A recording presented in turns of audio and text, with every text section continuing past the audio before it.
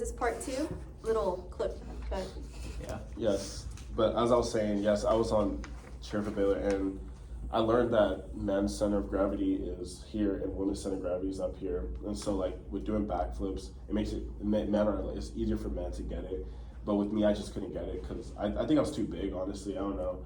And so my center of gravity was weak.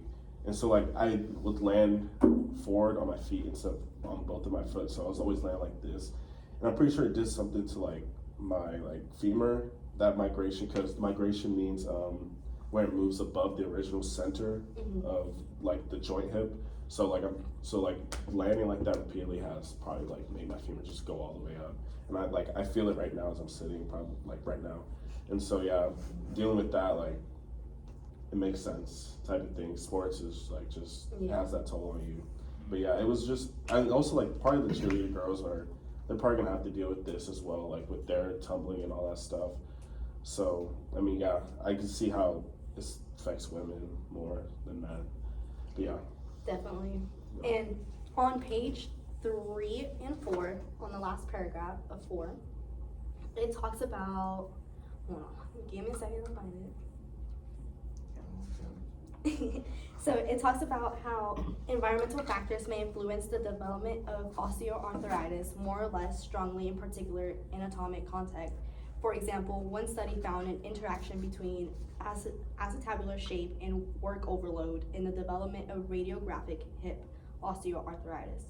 So in simpler terms, this paragraph really talks about like, so if you read the whole thing, it talks about like farming, and then talks about like sports and mechanical overload in pages 3 and 4. And it talks about how a lot of farmers carry a lot of like pain in their hips because of all the activities and all the work that they have to do and how constant the hours are.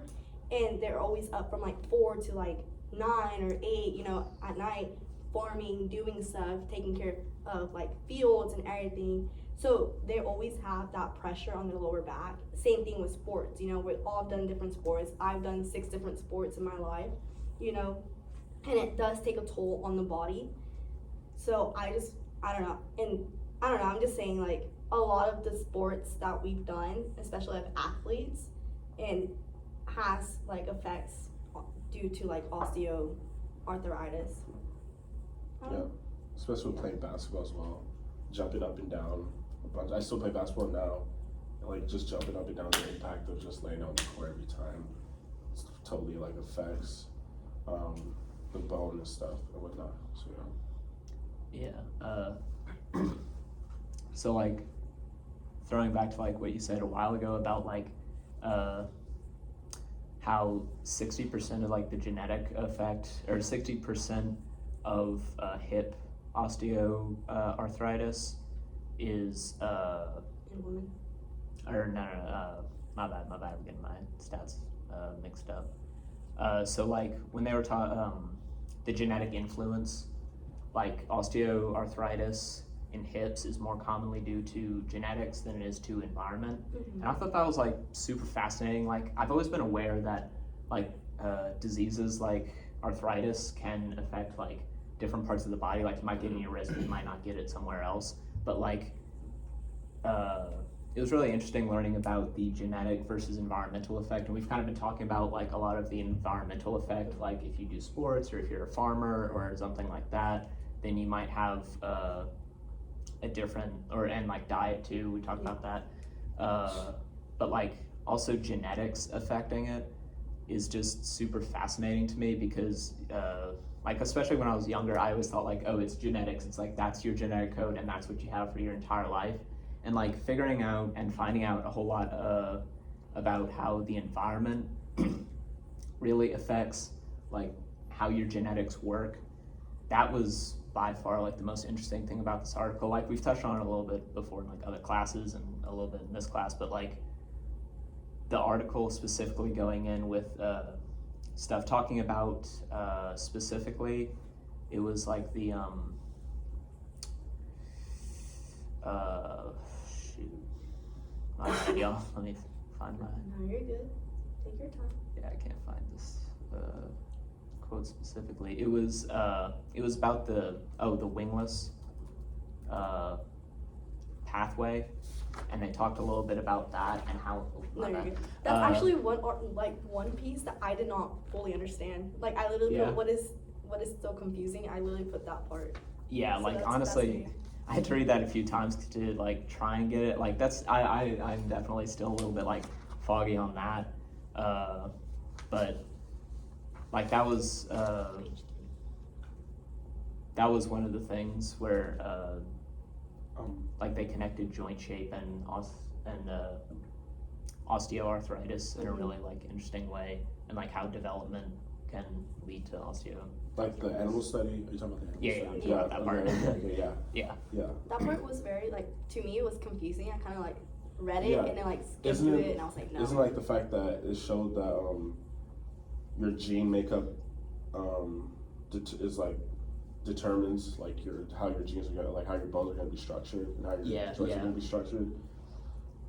That's kind of freaky. That It's is. like you're being told how you're gonna be made type of like it's just how you're gonna be made. I have a weird connection, but like it's sort of related to this. But like my grandmother, she has rheumatoid arthritis, and Yeah. so as a result of that, she has a bunch of immune system pain, and like it just her immune system isn't effectively like worse as well because she has like just inflammation of that. Yeah. And as a result of her having that, she actually passed that down to my mom, which I thought was pretty interesting because I was like, I didn't think you could like pass on an immune system deficiency down to like even the next generation, Yeah. which is really weird because it's just like it shouldn't really, at least you wouldn't think that it would like affect the next generation, but it's also weird because none of my siblings have that, and so it's like where does the genetic line stop or like where does it start at, because Yeah. it's just like because my mom and her mom have rheumatoid arthritis, but I don't have that, my brother doesn't have that, So and my then now sister you're doesn't have scared that. that maybe your kids or their Yeah, kids so does, can have it. Yeah. where's the line Yeah. drawn at, and then what is the like the effectiveness of like how badly it affects someone, because I could have it just like in very small proportions, or even like a recessive gene where it's just like it's not prevalent because it's hidden above And you might not Right. feel it until you're more like older because it does talk about how Yeah. older people and normally rheumatoid arthritis doesn't kick on until like your 50s or 60s, so it's like it takes a while to even get there in the first place, and so it's like just kind of what Lewis was talking about. It's like it's just kind of demoralizing in a sense where it's like I don't really have much control over what I'm going to do in the Yeah. future, at least to a certain extent. I mean, there are like environmental factors that can impact that, like Scott was talking about, but it's just like you don't really have that much control, at least not like what you think you do. So it kind of like minimizes your power, I guess, in a sense of like how you're going to develop, at least to a certain extent. It even says here like changes in joint shape continue to occur throughout your whole adult life. So changes are just gonna happen the same way people before you came. I mean, they even said like what chromosomes it was on. It's on 2, 4, 6, 7, 11, 16, 19, and the X chromosome. So that's just like if you want to like think of it on a molecular level of how like certain genes hit each other and how they react with each other being together. And yeah. One question I have for y'all is, what are the 2 hip shape variations that have been associated with osteoarthritis? Okay, one of them is like developmental dysplasia of the hip, I Yeah. think. Yeah, okay. I remember that one. This was under the associations between hip shape and Yes. osteoarthritis. Yeah. Acute The other one? tabular. Yeah, that was the dysplasia. other one. Yeah. That was the other one. And that's yeah. on page 4. Yeah. Mm-hmm. Yeah. Oh, yeah. The acute tubular dysplasia just talked about like, which is the cup of the hip joint, and it's common in Europeans, and it's prevalent in 3.4 of Danish people. So I mean, that's like a random fun fact. Yeah. So yeah, I mean I'm neither of those things. So. Another kind of random like Sorry. another like fun fact about that is like I wrote down from the article, it said when present with other hip osteoarthritis risk factors